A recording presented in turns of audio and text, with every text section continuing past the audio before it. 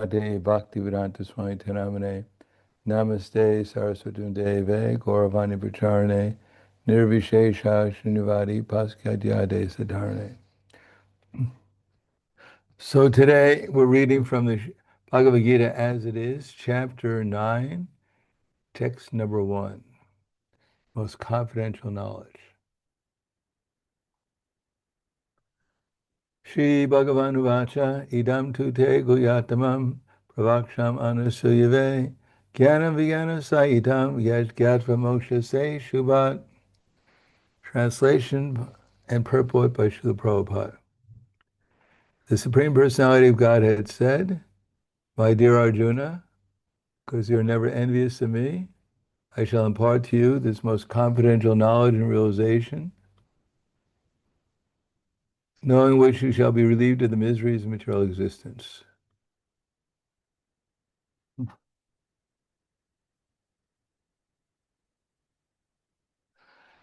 Purport.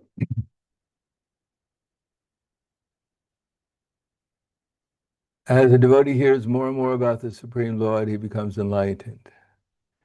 This hearing process is recommended in the Srimad Bhagavatam. The messages of the Supreme Personality of Godhead are full of potencies. And these potencies can be realized if topics regarding the Supreme Godhead are discussed amongst devotees. This cannot be achieved by association mental speculators or academic scholars for his realized knowledge. Devotees are constantly engaged in the Supreme Lord's service. The Lord understands the mentality and sincerity of a particular living entity who is engaged in Krishna consciousness. He gives him the intelligence, understands the science of Krishna in the association of devotees.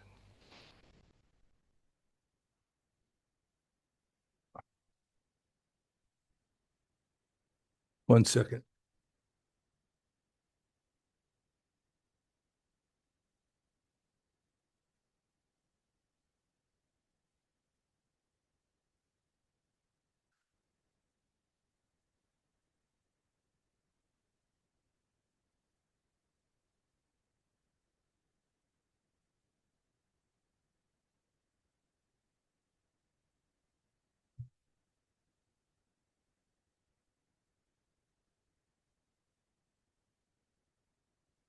Discussion of Krishna is very potent, and if a fortunate person has such association, tries to assimilate the knowledge, then he will surely make advancement towards spiritual realization. Lord Krishna, in order to encourage Arjuna to higher and higher elevation in his potent service, describes in this 9th chapter matters more confidential than any he has already disclosed. The very beginning of Bhagavad Gita, the 1st chapter, is more or less an introduction to the rest of the book. In the 2nd and 3rd chapters, and in the 2nd and 3rd chapters, the spiritual knowledge described is called confidential. Topics discussed in the 7th and 8th chapters are specifically related to devotional service, and because they bring enlightenment in Krishna consciousness, they are called more confidential. But the matters which are described in the 9th chapter deal with unalloyed pure devotion. Therefore, this is called the most confidential. One who is situated in the most confidential knowledge of Krishna is naturally transcendental. He therefore has no material pangs, although he is in the material world. In the Bhakti Rasamrita Sindhu, it is said that although one who has a sincere desire to render loving service to the Supreme Lord is situated in the conditional state of material existence, he is to be considered liberated. Similarly, we shall find in the Bhagavad Gita, 10th chapter, that anyone who's engaged in that way is a liberated person. Now, this first verse has specific significance. The word idam jnanam, this knowledge refers to pure devotional service, which consists of 9 different activities: hearing, chanting, remembering, serving, worshiping, praying, obeying, maintaining friendship, and surrendering everything. By the practice of these 9 elements of devotional service, one is elevated to spiritual consciousness. Krishna consciousness. When one's heart is thus clear of material contamination, one can understand the science of Krishna. Simply to understand that a living entity is not material is not sufficient. That may be the beginning of spiritual realization. One should recognize the difference between the activities of the body and the spiritual activities of one who understands that he is not the body. In the 7th chapter, we have already discussed the opulent potency of the Supreme Personality of Godhead, his different energies, the inferior and superior source natures, and all this material manifestation. Now in the chapter 9, the glories of the Lord will be delineated.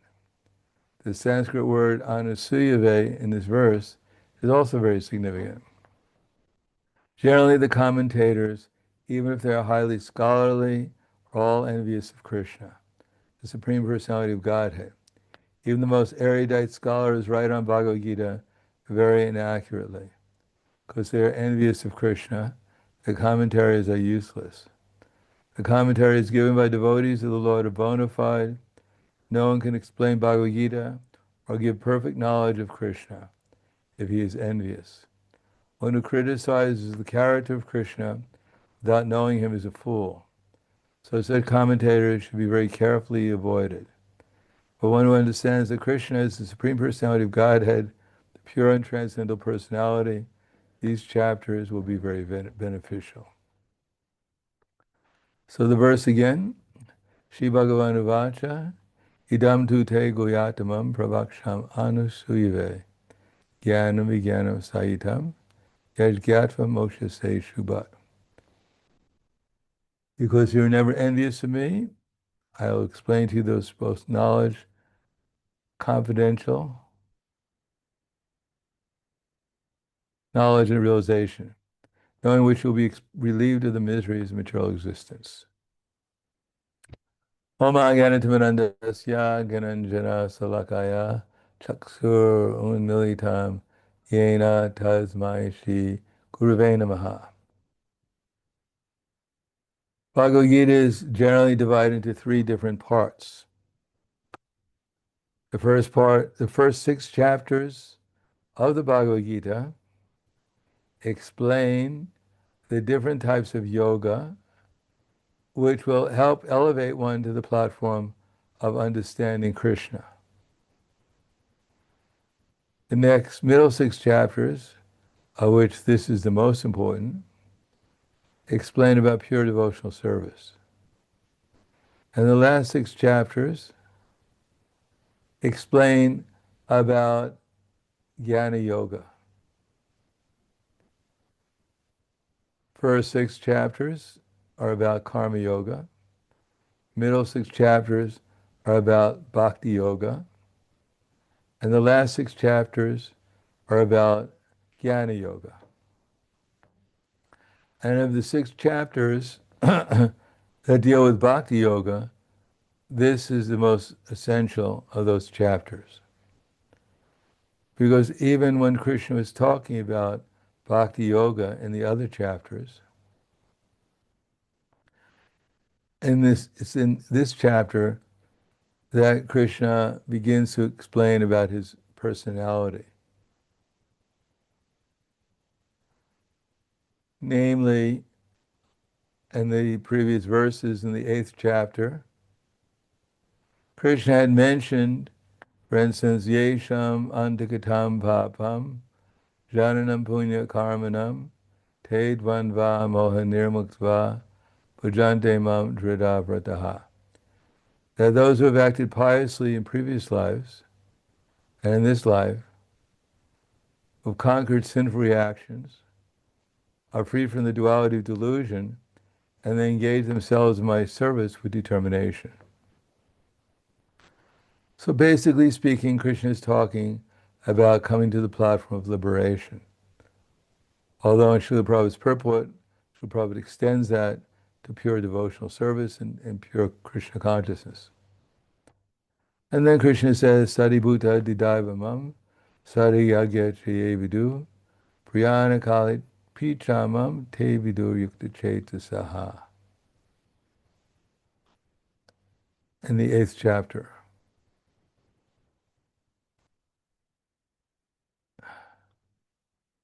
The last verse, Krishna says, person who accepts the path of devotional service is not bereft of the results derived from studying the Vedas, performing sacrifices, undergoing austerities, giving charity, or pursuing philosophical and fruitive activities. Simply by performing devotional service, he attains all these. And at the end, he reaches the supreme eternal abode. So here, Krishna doesn't emphasize so much about his personality as he does about serving Krishna. For instance, at the stage of Ruchi, the emphasis on devotional service is great.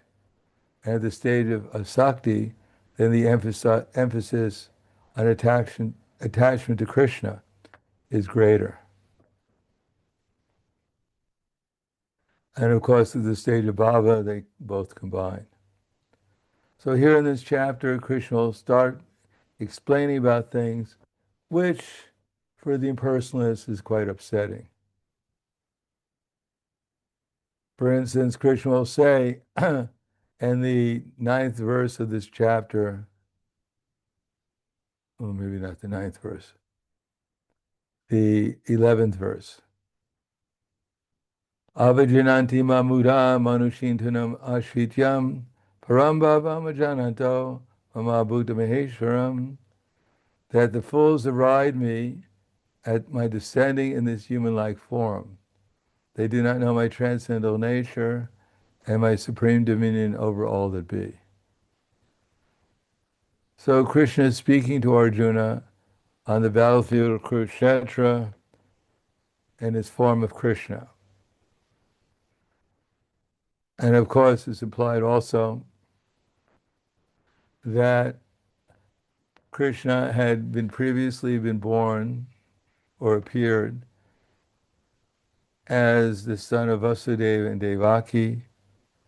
And although it says he was transferred to Gokul, where Mother Yasoda and Nanda Maharaj became his parents, but our acharyas also mention that Krishna had actually taken birth as the son of Mother Yasoda. And when Vasudeva brought Krishna to Gokul, it was Vasudeva Krishna that he brought, not the original Krishna. So Krishna was actually born from Mother Yasoda, and he had a twin sister, Subhadra or Yogamaya.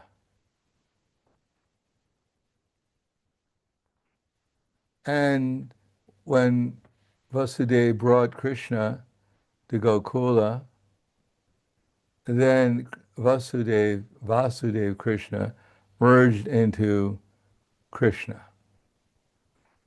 Because when Krishna appears, all the different incarnations also join with him to fulfill his pastimes.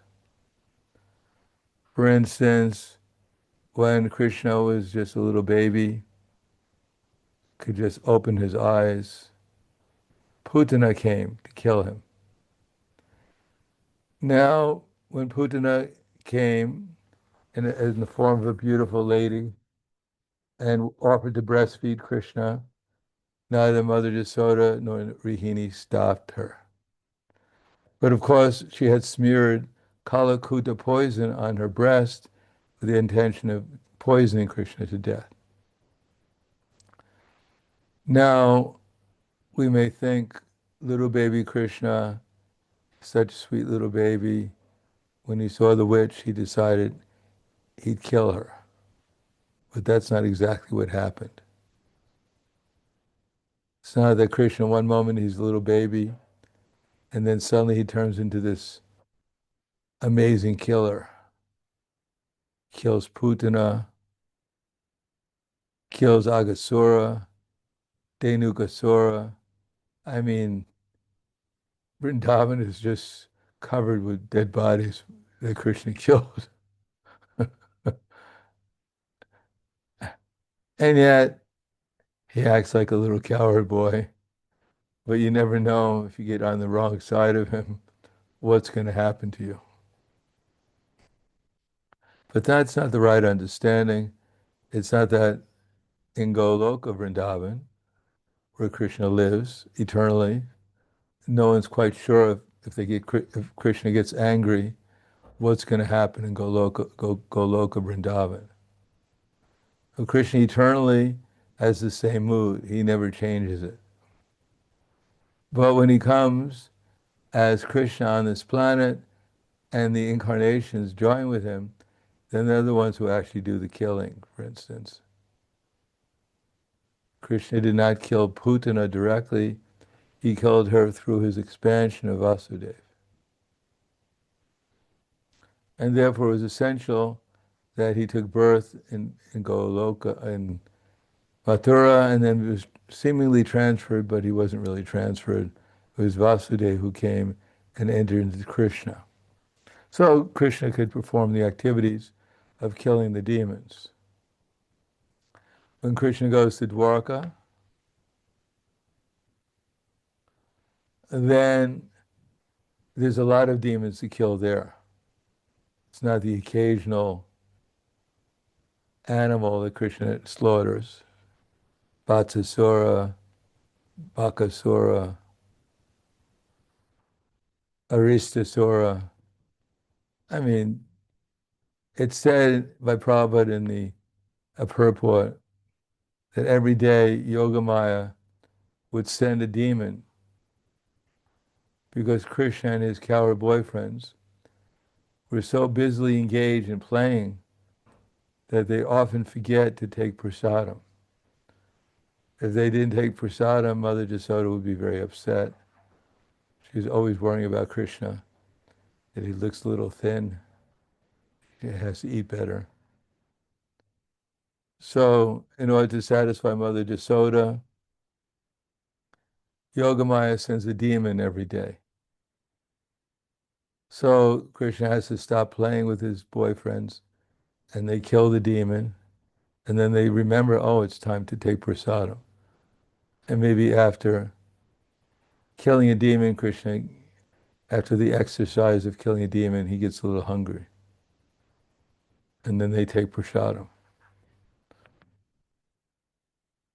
So these activities of Krishna as a cowherd boy in Vrindavan is very difficult for even Lord Brahma to understand, Indra to understand. What to speak of ourselves? How can a loving little cowherd boy show a universal form to Arjuna where suddenly he's in that form, fire is coming out of his mouth? Does that mean that in some forms Krishna is a dragon? A little bit different from a cute little cowherd boy. And in one part of the 11th chapter of the Bhagavad Gita, Krishna is even devouring warriors. So we thought he was a vegetarian, but there he's even eating people.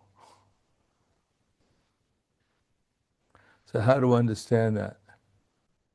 Because Krishna in his original form, and even in the form of two hands, when he's speaking to Arjuna on the battlefield, Kurukshetra, it's not him directly in that mood who's doing those activities.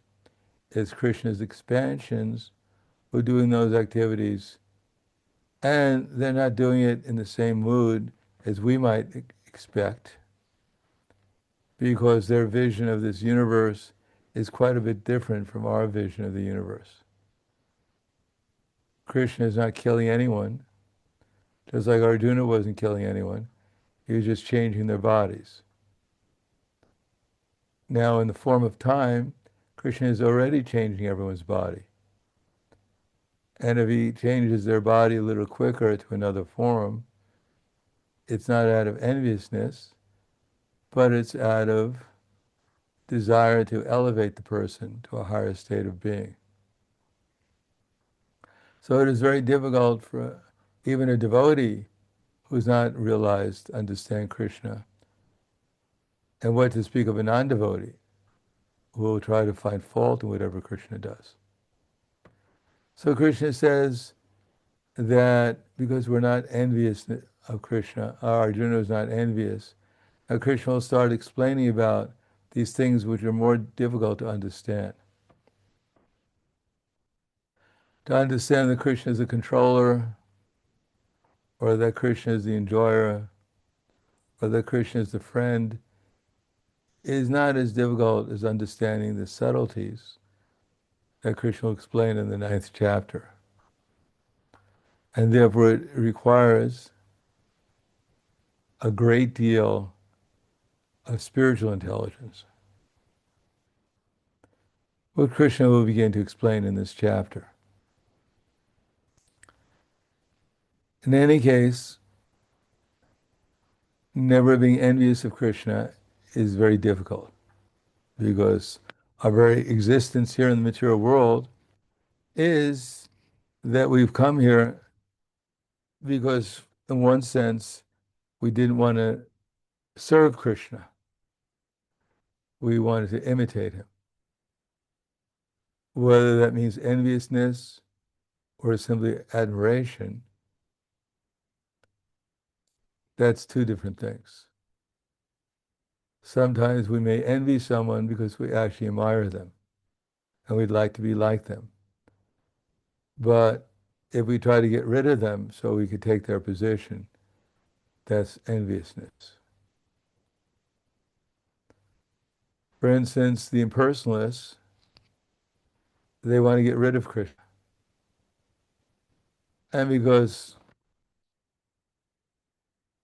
it's very difficult to get rid of Krishna, since he's in every atom, you need quite a strong vacuum cleaner that would get rid of Krishna.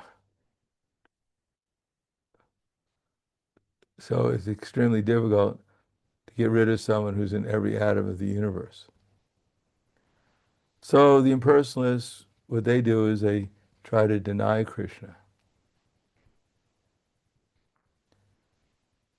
Analogous, if a rabbit sees an animal about to attack it and it's cornered, then it closes its eyes and within its mind it repeats, it's not there.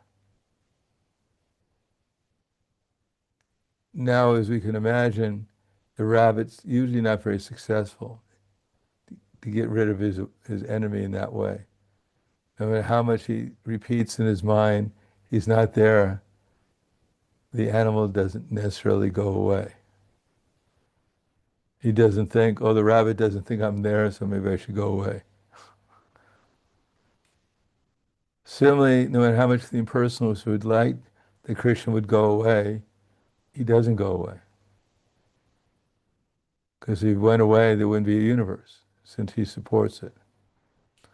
So he tolerates and allows the impersonalists to imagine that Krishna is not there.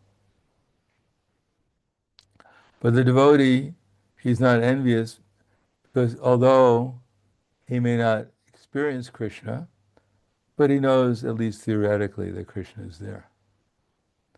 And therefore he tries, as Prabhupada says here in the purport,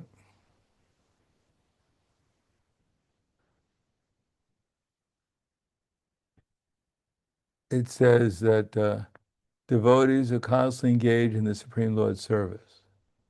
The Lord understands mentality and sincerity of a particular living entity, is engaged in Krishna consciousness, and gives him the intelligence to understand the science of Krishna and the association of devotees.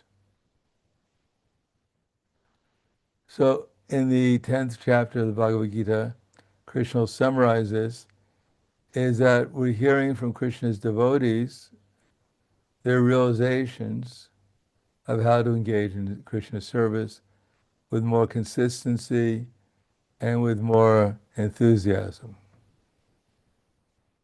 And then if we hear from these devotees, who are representatives of Krishna, in disciple succession, and we try to follow their instructions, then Krishna reciprocates by giving us the intelligence how to follow their instructions and become more steadily and more enthusiastically engaged in His service.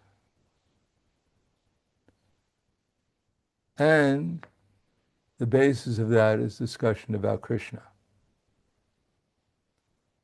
And here Prabhupada says that it's up to us to assimilate the knowledge. It is hearing is not just hearing like hearing an ordinary story and then thinking, oh, that was nice, and then forgetting everything. It's like if you have one string and then you try to break it, it's very easy. If you have two strings, it becomes a little progressively more difficult. So when we see what is being said from different points of view, then it becomes more difficult to forget. For instance, if you want to memorize this verse, idam tute guyatamam pravaksham anushuyave jnanam vijnanam sahitam yajgatva jnanam vijnana sahitam yajgatva moksha se shuvat. It's rather easy to forget the verse.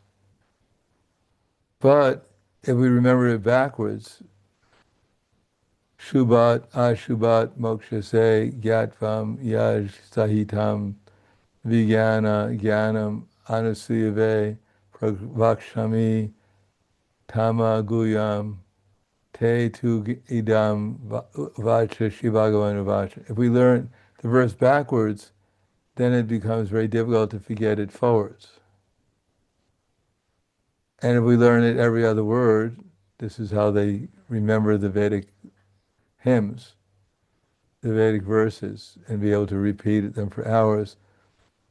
The Brahmins would study it forwards, and then they'd study the same verse every other word, such as Shri Uvacha, Tu Guyatamam, Anusuyave, Vijnana, Yaj, Mokshase.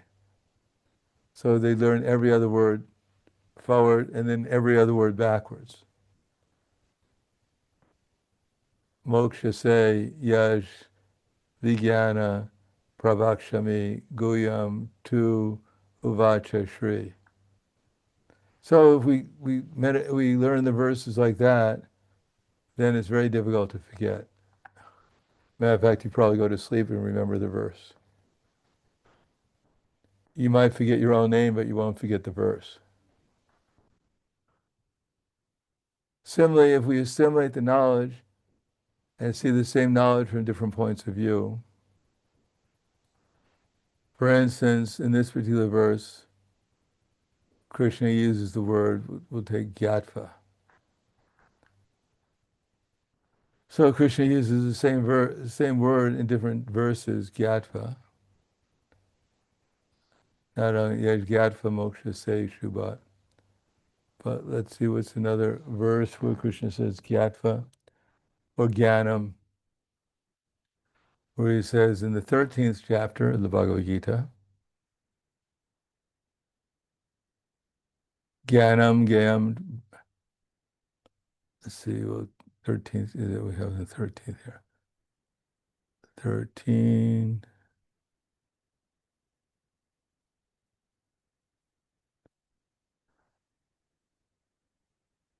'18. Jyoti samapitaj jyotish tamasa param uchite jnanam gayam ganam gamyam riddhi sarvasya vishtitam. He is the light in all, he is the source of light in all luminous objects. He is beyond the darkness of matter and is unmanifested. He is knowledge, he is the object of knowledge, he is the goal of knowledge, he is situated in everyone's heart. And similarly, there are many verses in Bhagavad Gita with the words jnanam especially. In the 10th chapter of the Bhagavad Gita, we'll find that word again. The opulence of the Absolute. Verses 4 to 5. Buddha jnanama samoha shema sattva dhamma shama sukha dukkam bhavo bhavo bhayam chavayam evacha. intelligence, knowledge, freedom from doubt and delusion, etc. So by hearing this over and over again in different contexts, then it's very likely we'll understand what it means. That's called assimilating the knowledge, seeing it from different points of view. And Prabhupada is saying if we do that with the knowledge Krishna gives us, as he says here, if a fortunate person has such association and tries to assimilate the knowledge, then he will surely make advancement towards spiritual realization. So it's not just hearing, we have to be thoughtful and try to understand each word, what it actually means in the context, in other contexts, so we have a full grasp of what Krishna is talking about.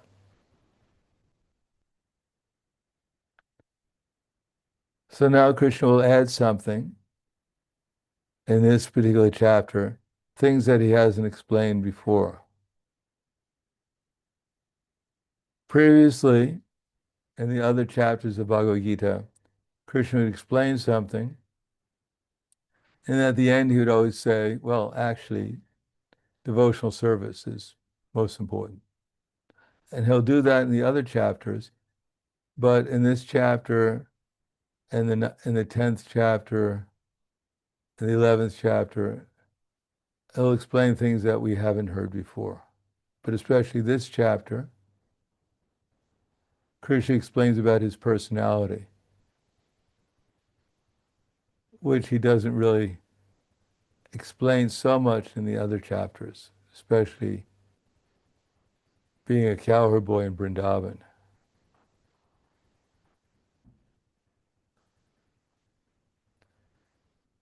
So, idam jnanam, this knowledge refers to pure devotional service.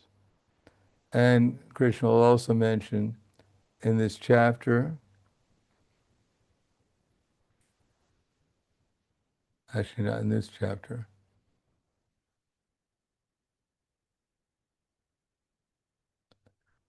but he had mentioned another chapter in chapter 4, Sevyam mayatedya yogo prokta paratana bhaktosi me sakacheti rahasyam hietad uttamam.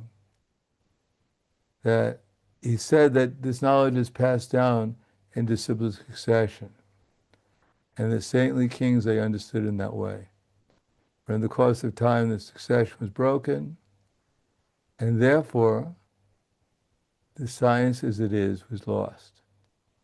And today, I'm telling you this knowledge because you're my devotee as well as my friend.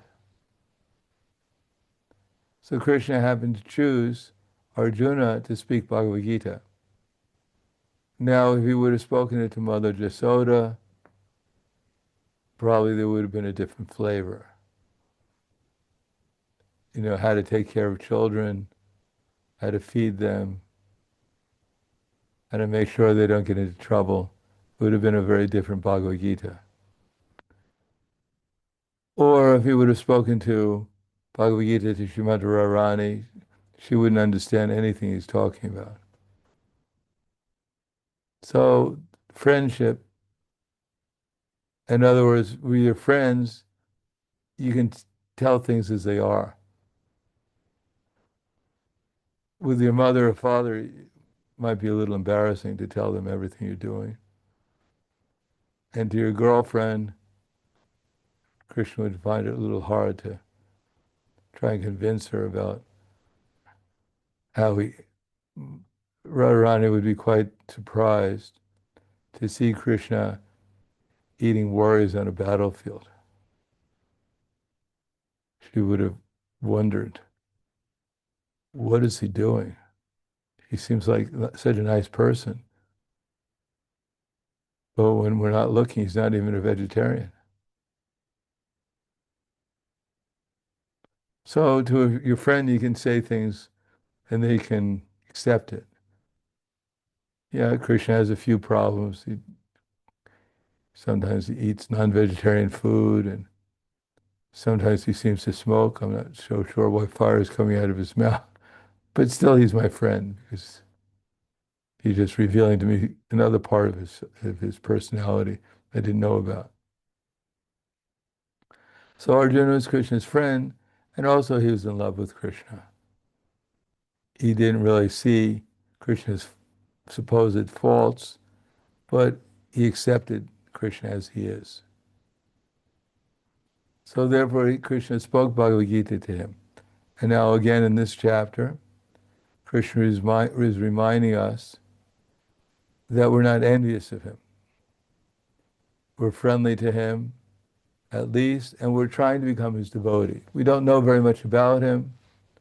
He may tell us things that we didn't know, and we still don't know.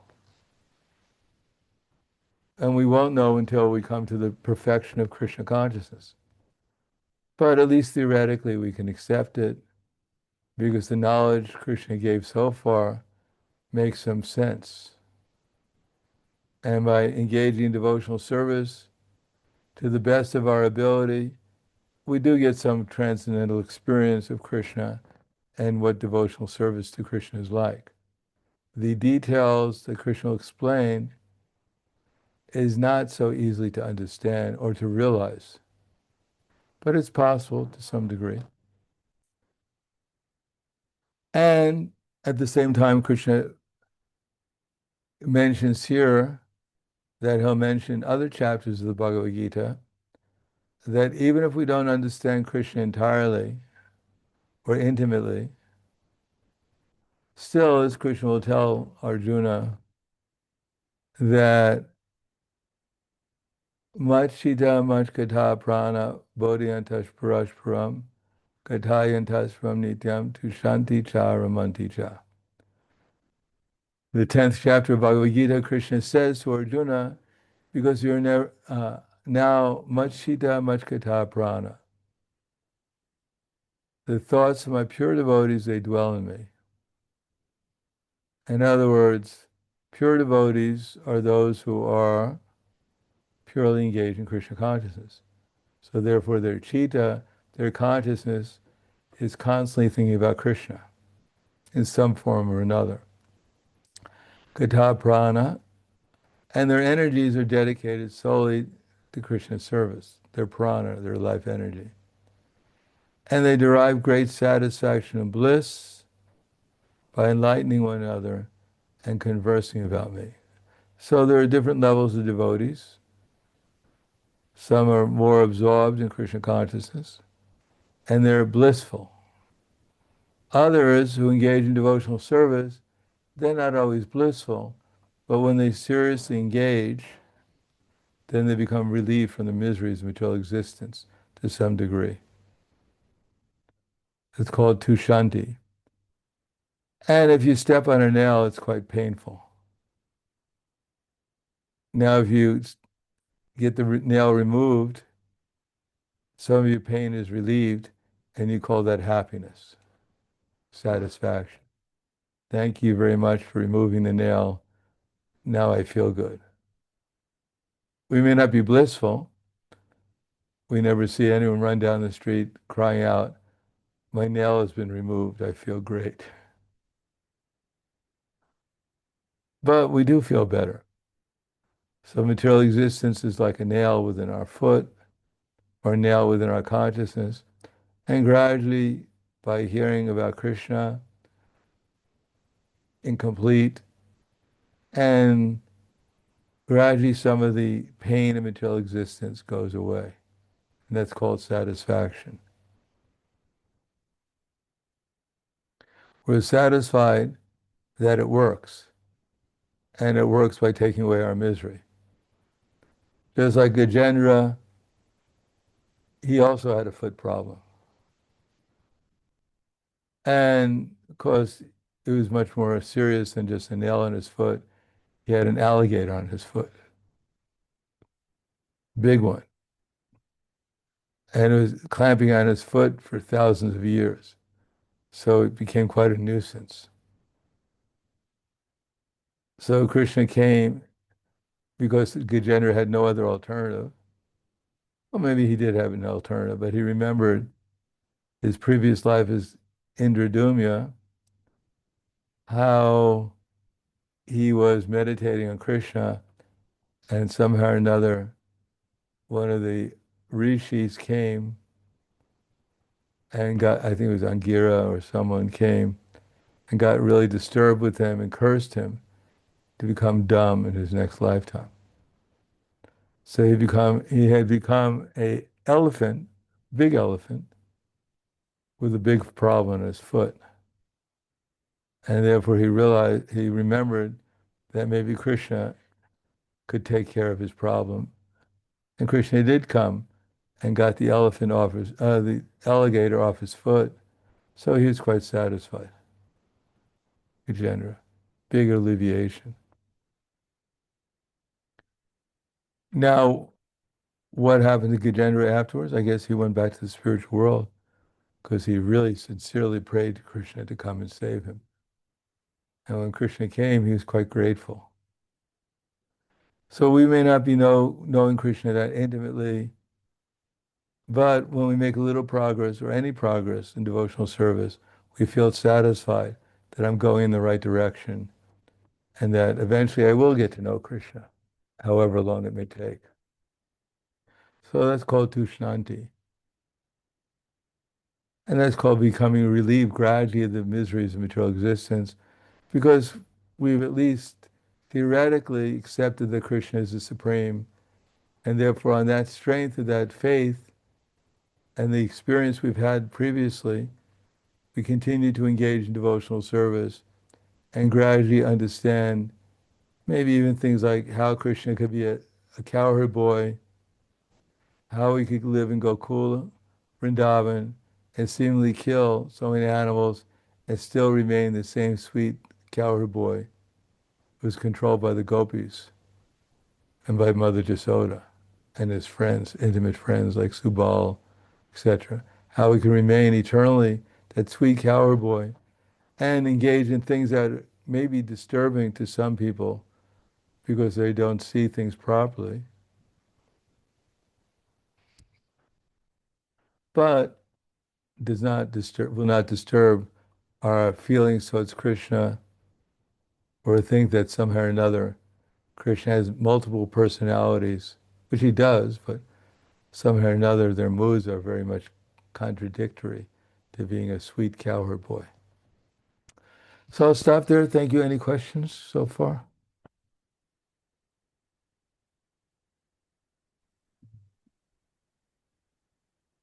Do I have to lift my hand to ask a question? It looks like you I have lifted a your, question. yeah, okay. Yeah. I wonder about details in Krishna book sometimes or Srimad Bhagavatam, like they say that Krishna went to the heavenly planets to bring the Parijata tree because there was the argument between Satyabhama and Rukmini, for superiority. And then, but actually, in the beginning, it says that Indra was giving voluntarily the Parijata tree for the city of Dvaraka, like all 330 million gods were giving gifts. And so, this is like one detail that I couldn't understand, that they have to go for that. Well, he may have given a Parijata tree, but Krishna had 16,108 wives. He didn't say that Indra gave 16,108 Parijata trees for each one of his wives. So it did mention that Rumini had one, but it didn't mention anyone else had one. So where did Rukmini get her Parijata flower from? She got from Narada Muni that he brought from the heavenly planets. One, I he gave did. her one flower, and Rukmini, she had a whole Parijata flower, tree in her. Oh, maybe she only had a flower. Anyhow, some wife got that Parijata flower, a tree that Indra gave, but it yet. didn't. But my question is, sometimes the details are like even what you said about Gajendra, that he was fighting 1,000 years. It's very difficult for us to understand how did he not starve to death for 1,000 years, you know? And it's a little bit disturbing the mind that you want to meditate on this pastime and you say how he was there 1,000 years not eating anything and the alligator didn't give up, and then they say he could eat because he was underwater, but then he would release him because he has to eat something, you know, Like that's my question. Sorry, Maharaj. Yeah, well, yeah. Does that make you hungry? No, but it makes me wonder how 1,000 years they fight, and sometimes there are details like this that are Uh, a little bit. Well, if you were an ant who only lived for a few hours and you heard about the how devotees on Ekadasi fasted for the whole day, which is like many lifetimes of you, then you may become a little disturbed. How is it that these human beings can fast for so long, like my lifetime? Many of my lifetimes they're fasting for. So from that's the point of view of the ant. So from our point of view, what goes on in the heavenly planets is not really, we can't understand it, and we don't understand it because it's from our point of view. So Otherwise, it's if you, 1,000. It's our 1,000. whatever it is, we whether it explains it's one from their point of view, 1,000 years of the demigods, whatever, what difference does it make? Because we don't understand. When Kukumi and Revati went to Brahmaloka, and they had to wait a few minutes because of the concert by the demigod, by the Gandharvas, which was given to Brahma. And finally, Lord Brahma spoke to Kukumi and to Revati, his daughter, and asked, "What would you like?" And Kukumi said, "I'd like to find a suitable husband for my daughter." So Lord Brahma began to laugh and said, "Well, you've only been here for a couple of minutes, but where you come from, yugas have passed by. And therefore your whole dynasty has disappeared. And anyone who's ever heard of your dynasty has disappeared. It was just a few moments, few minutes in Brahmaloka, but that was hundreds and millions of years where they came from. So time, where do we understand time? If you're in the dentist chair, you hear the drill, then suddenly time goes very slow.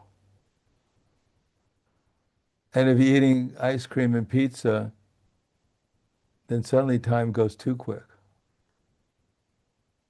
So time is just our experience of time, what it is. Here on this planet, time seems to go slow because we're suffering so much. Compared to if you were the heavenly planets, every day was a vacation. Every day was a weekend. Time would go really quick.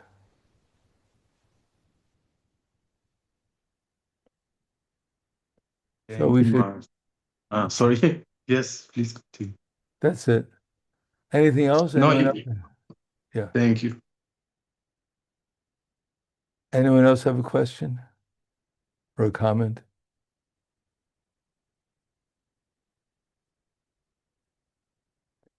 So let's see. Who would like to comment? Who would like to tell us what they've learned from this class? Because if no one raises a hand, we're going to call on someone. So don't be shy.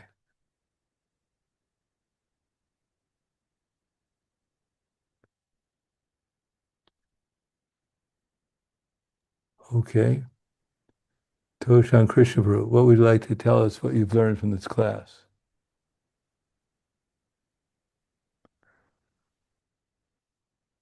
And speak slowly so Mother Lavangalata doesn't get can translate. Okay, I will try to say something on my bad English. Well, I learned that we shouldn't be envious of Krishna because that will not end good for us. Um, so I don't know. We should serve Krishna unconditionally, not expecting to get something in return for that, which is actually for me very difficult, Anna. You don't think Because Krishna is giving you anything in return for what you're doing? Yes, yes, yes. But I usually want some material thing, and he give me what I don't see at this point right away. That is actually good for me. But Does he give you I prashad? try to believe. Yes, he does. Yes, of course. Does he give you Hare places to Krishna. eat? Yes, yes, and I learned to be thankful on this for me little thing, but it's very, very much, very, very much. Yes, yes. Well, if he gives you a nice wife, you might want to have him take her back. What I didn't understand. Sorry. If you want a nice wife and you get Yes, one, you may yes. ask him to take her back after some time. Well, I don't know. It depends what kind of wife he give me, but if yes, probably. But So be but he, careful what I believe he know. Yes, I believe he know the best what kind of wife I need, and if he want me to give him back her, then I will conclude that probably he don't want me to have a wife. no, in other words, be careful what you desire. If you think that I'm Yeah. missing this, you might get it and regret that you got it.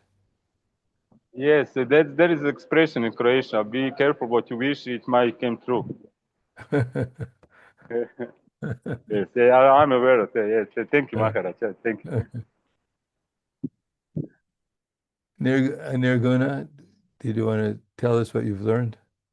Actually, I wanted to ask something again about Dvarka Lila because I was actually in Gujarat and no, I was not there, but like I was not really there. But why could they say that Krishna loved the children of Satyabhama more than others? And um, that's my question because then how is it going that he's have more love for father has more love for certain children? It's also like sorry, yes, my questions are like this, but I apologize. How many children does your father have? My father had three. Three. Does he like them Yes. all equally? I think more or less for some time he liked us equally until I joined the Hare Krishna. So he doesn't like all his children equally. He, he likes them according to how much they serve him also. Mm. According to if they follow what he wants, then he likes them more. Isn't that right? Yeah. So Krishna is like that too. He loves everyone in one sense equally, unlimitedly, but some of his devotees serve him more, so he appreciates that even more. They have more love. So Krishna, what is he supposed to think? That the cow, he loves the cow, and the cow loves him. But the cow cannot love Krishna in the same way that Srimati Radharani loves Krishna. So if Krishna prefers to be with Srimati Radharani than with the cow, who can blame him? Krishna doesn't escape from Nanda Gram and run to the cow at night. He runs to Srimati Radharani. But he also loves the cow. And he loves the cow unlimitedly because the cow serves him unlimitedly. But Srimati Radharani serves him even more unlimitedly than the cow does.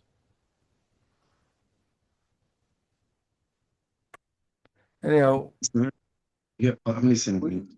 we have a hard time understanding we're not this body. What to speak of understanding what Krishna's love for his devotees are. There are many mountains in the Himalayas. One may be called Mount uh,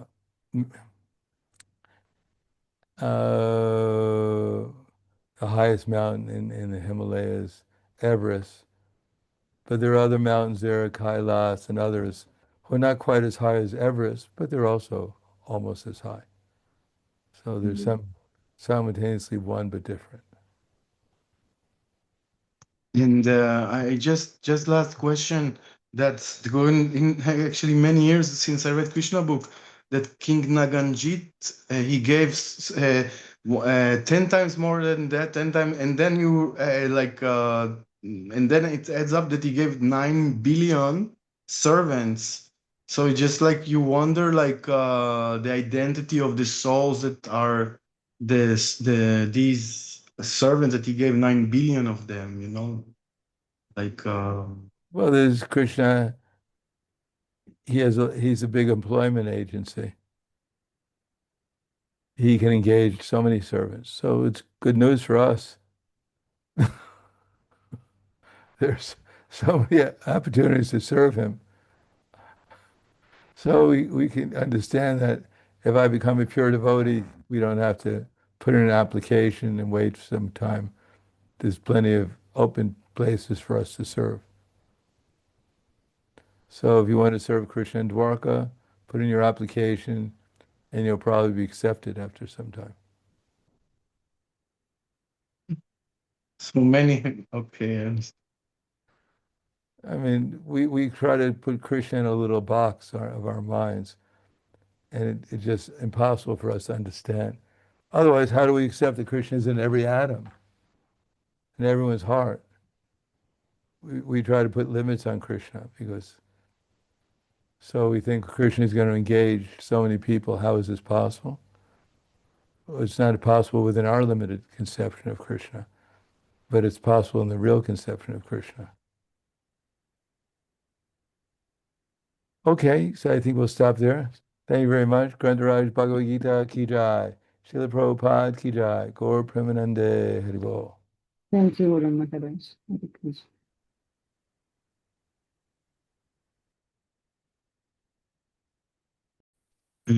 Thank you, Kumari. Thank you, everyone. Thank you, Anihota Prabhu. Thank you so much, Mataji Kumari. Lavanga Hare Mataji. Krishna. Hare Krishna.